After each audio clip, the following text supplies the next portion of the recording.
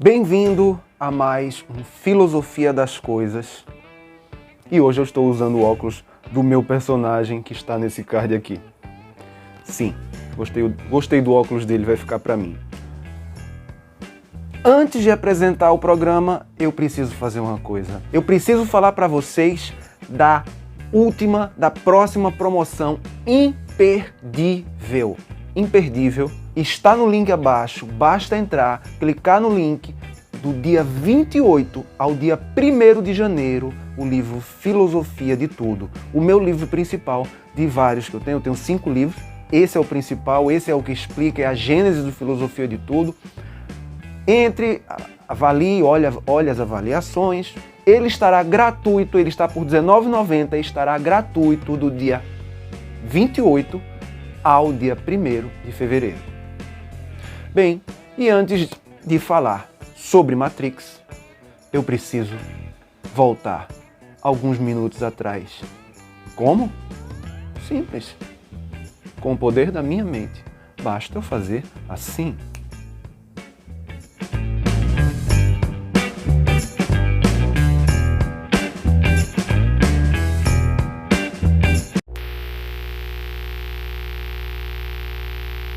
Preparado para entrar na toca do coelho? Para tomar a pílula vermelha? Garanto a você que 99,9% das pessoas dizem sim, eu tomaria a pílula vermelha, mas na verdade não tomariam. Independente disso, eu assisti a trilogia. Fiz uma pesquisa profunda na trilogia Matrix. Por quê?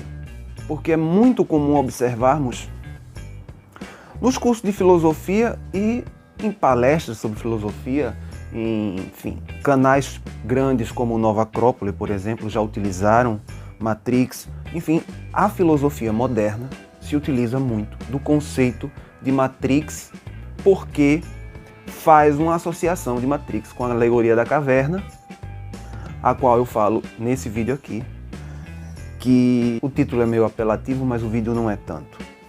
E, na verdade, a intenção desse Filosofia das Coisas, esse programa de hoje, na verdade, não é falar sobre Matrix. É as questões suscitadas pelo filme. À medida que eu vou assistindo, à medida que você vai assistindo, eu com os conhecimentos prévios que eu adquiri, você com os seus conhecimentos prévios, ou seja, cada um irá observar detalhes distintos, muito embora semelhantes. E o arquétipo da caverna, ele está presente porque ele é forte. Porque o cristianismo absorveu o arquétipo platônico, o platonismo. Enfim, houve um sincretismo de várias doutrinas e pensamentos. Naquela época, tanto no período antigo como no clássico, como no helenístico, a filosofia e a ciência, elas não se separavam. A matemática, a filosofia e tal, era um campo só de conhecimento.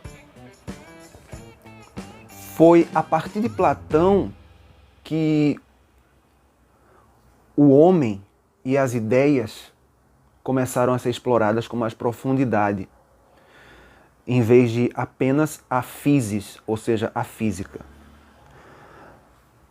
Mas o que eu quero dizer é que, no caso de Matrix, do filme, se agrega ao filme um código binário e muita ação. Definição número 1, minha, basicamente, sobre o filme, é que é um filme binário e não quântico, apesar de tratar de algumas propriedades quânticas, como a dualidade onda-partícula. Mas ele não trata da questão do espaço-tempo como a física quântica observa, até porque tornaria o filme complexo demais para ser entendido e ele não poderia ter a ação que tem se ele não levasse em consideração uma temporalidade de certa forma linear, embora ele tente sair dessa linearidade em alguns momentos. Quem o faz muito bem, criando um conceito chamado hipercubo, que seria... Imagine um cubo, certo? Nós observamos 3 dimensões, não observamos 4 dimensões, nós observamos 3. O tempo é a 4ª dimensão. Nós observamos no tempo, ou seja, nós sabemos já que a equação não considera apenas tempo, e sim espaço-tempo. Por isso diz espaço-tempo. Nunca se diz só espaço ou só tempo. Esse hipercubo seria, na verdade, um hiperespaço-tempo, onde o tempo faria parte também da dimensão observável, junto com o espaço. Ou seja, nós nos moveríamos para trás e para frente no tempo, assim como o fazemos no espaço. E isso é muito complexo. Logo, não tem como tratar desse conceito num filme que se propõe a causar emoções fortes. No caso, um filme de ação, enfim, questão de bilheteria, questão de marketing, de venda. Mas foi muito sábio, porque ele utilizou do código binário para propor questões. A questão não é, a realidade é apenas holográfica. A questão não é só essa. Ou seja, a questão não é só a alegoria da caverna. Você encontra existencialismo, você encontra qualquer sistema filosófico ou arquétipo. Porque você encontra arquétipos. E em encontrando arquétipos, você, por exemplo, pode fazer uma associação direta com o arquétipo do Cristo, Jesus, que se deixa morrer e mata a morte por dentro, de dentro para fora. Isso é um arquétipo.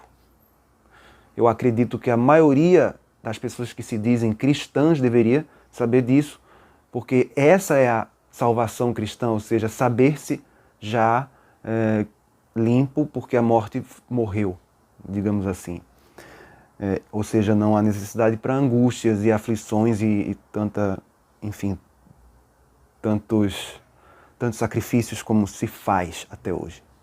Não há necessidade alguma, embora façam. Mas, enfim, é possível encontrar esse arquétipo, tanto quanto é possível encontrar o arquétipo de Alice na Toca do Coelho,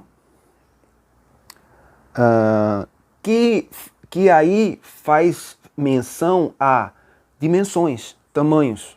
Ou seja, uma coisa só é um determinado tamanho, uma coisa só possui um determinado tamanho, uma determinada medida, se ela tiver outro objeto de referência, um complementar. E isso é tratado no filme de uma maneira muito interessante, como isso é visto no mundo da informática e entrelaçando isso com a realidade. Mas o filme não trata de sobreposição quântica, que é um tema da física quântica. Não tem como tratar. O que acontece, por exemplo, quando Neo está num lugar sendo simulado, num lugar de simulação, acontece sincronicamente com quem está observando aqui. Ou seja, o tempo passa igual para os dois. Diferente de Interestelar, que é um filme que trata desse conceito da física quântica, no caso não da física quântica, mais da astrofísica, né? Mas que no fim das contas leva em consideração esses princípios. E poucos conseguem entender. E é normal que poucos consigam entender, porque o fenômeno quântico ele é complicado. Então, Interestelar, enquanto o cara está se movendo no espaço-tempo, entrando num buraco de minhoca, ou seja, entrando num buraco negro para entrar em outro local do espaço-tempo, que seria uma 5ª dimensão, um hiperespaço-tempo, ele tem a capacidade de se locomover em qualquer era, estando fora dela. Mas na seção do cubo, ou seja, no limite, porque o ser humano ainda não conseguiu pôr isso em prática, por assim dizer, em escala macroscópica. Conseguiu pôr isso em prática em experimentos com fótons e com átomos de ouro, enfim, com alguns átomos, com algumas partículas. Mas o filme não trata disso de uma maneira tão direta, porque o filme se preocupa mais com uma epistemologia e uma escatologia filosófica do que com a explicação da física da realidade. Então ele não é um filme que explique, elucide claramente a realidade. Quando ele faz a pergunta a Neo, a primeira vez no 1, ele faz a pergunta a Neo. Ele diz a Neo, bem-vindo à realidade, e a realidade é dentro daquela nave, Nabucodonosor, né? Quem garante que aquilo é realidade? Se é possível uma realidade dentro da outra, também é possível outra dentro da outra. E também é possível outra dentro da outra, isso pode ir até o infinito. Ou seja, quem define, quem escolhe, quem garante. E aí entramos na questão de controle ou descontrole. Não temos domínio ou temos domínio? Exercemos nossas vontades por mera pulsão ou, além da pulsão, nós temos sim a capacidade de escolha e de modificar o futuro, no caso. E isso o determinismo puro não aceita. É uma escola filosófica interessante mencionar. Então vamos às questões suscitadas aqui. Eu coloquei algumas questões, vou tirar até o óculos para ler, porque eu estava tentando dar uma de Matrix, botar o óculos e tal.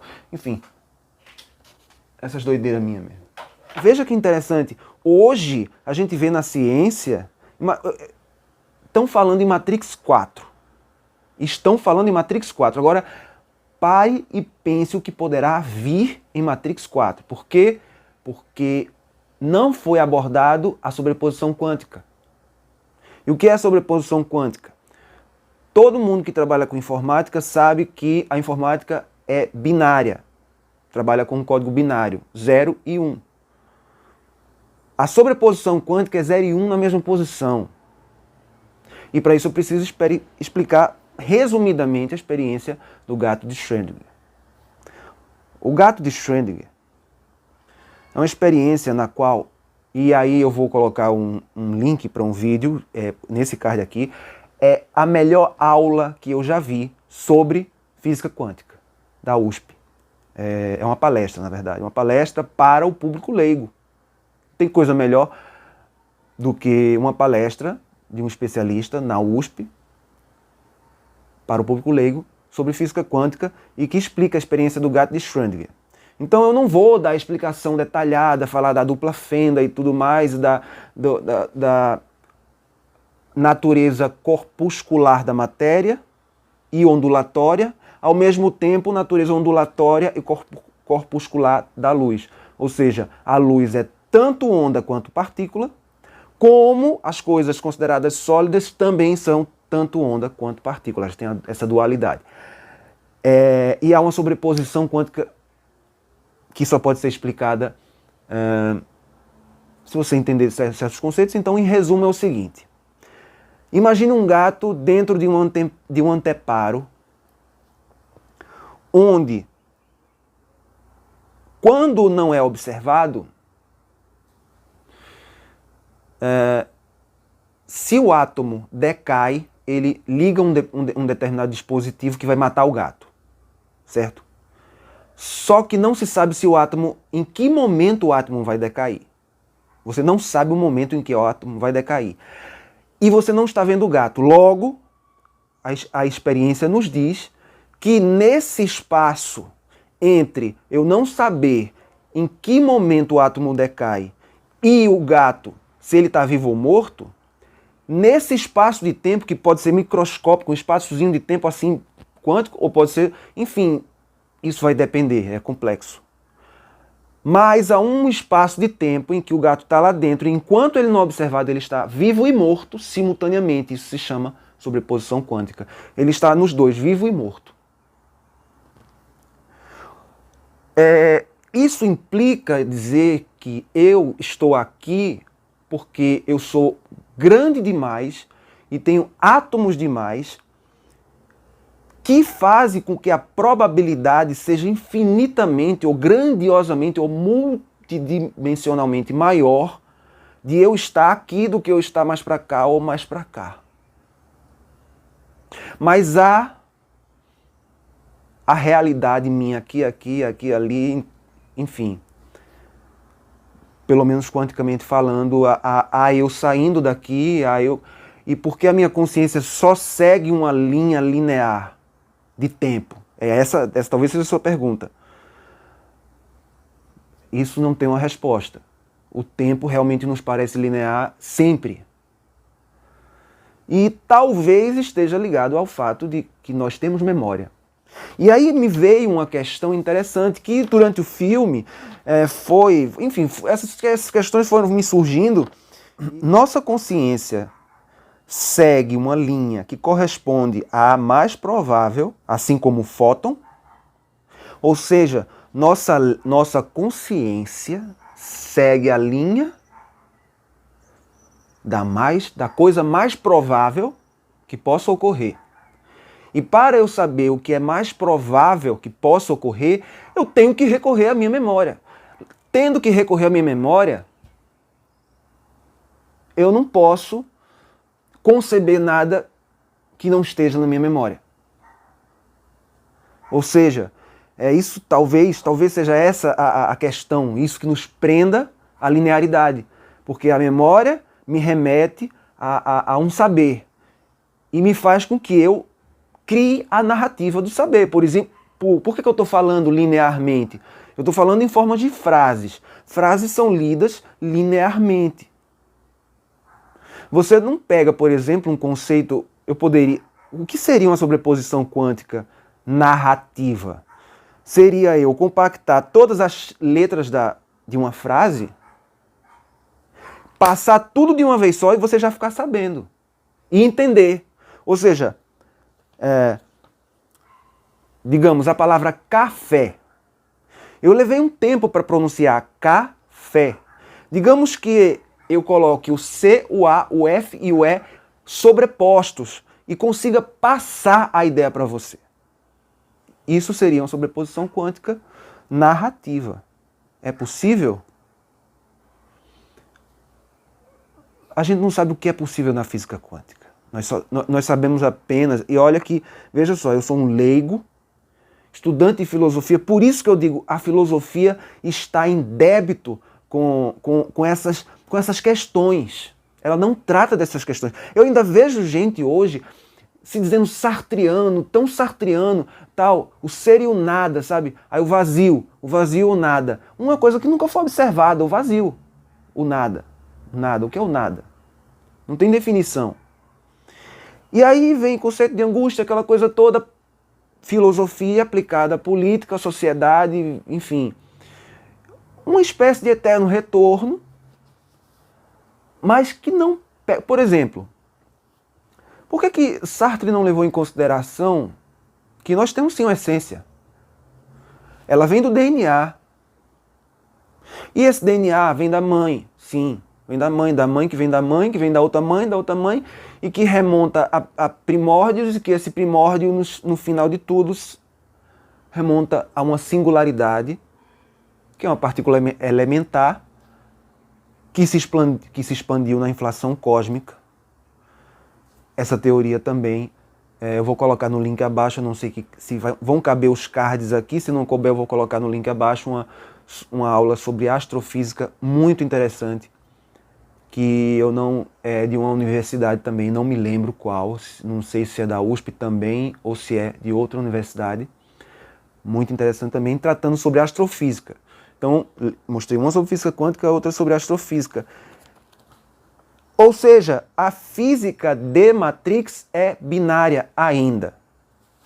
Matrix 4 promete vir, eu creio, que em novos conceitos. Com conceitos de sobreposição quântica e enlace quântico, e com um conceito macrocósmico do além espaço-tempo, do hiperespaço e do hipercubo, no caso.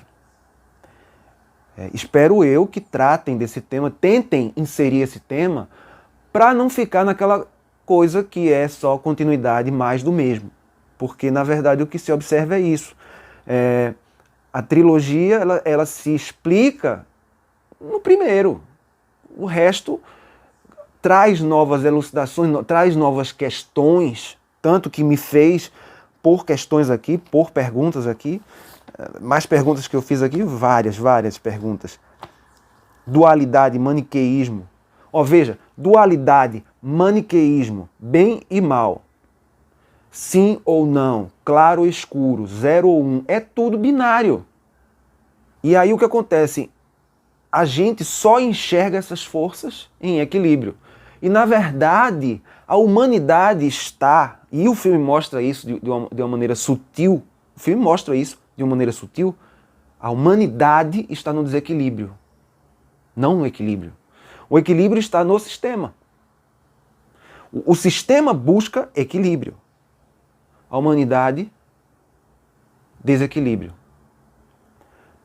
Desequilíbrio porque ela tem uma esperança latente da vitória do bem contra o mal, ou da luz contra a sombra. Existe essa coisa latente no homem, em geral, que não se sabe o que é e que não se tem resposta para isso, e nos frustramos porque sempre batemos na questão da dualidade, que permeia, inclusive, a informática, e esse celular, e essa câmera, e tudo mais, e o computador e tudo mais. A dualidade, código binário. E a realidade vai muito mais além do que a dualidade. Nós não conhecemos a realidade. Isso é um fato. Porque o que nós vemos, por exemplo, quando você observa uma parede azul, na verdade o que você está vendo é tudo menos azul. Porque o azul foi captado e interpretado pelo cérebro. O cérebro dá a interpretação das cores e define o azul como azul. Então, ela captou o azul. Ali, naquela parede, estão as outras cores que a gente não viu porque não foi captado. E por aqui estão passando ondas de toda a natureza. Tudo luz, invisível. Na verdade, a luz que vemos é 1 sobre 1 trilhão de avos da luz existente. No mínimo. Porque eu arrisco dizer que é infinito. Pois bem, por hoje ficamos por aqui. Um beijo a todos e a todas. E falou! Até a próxima!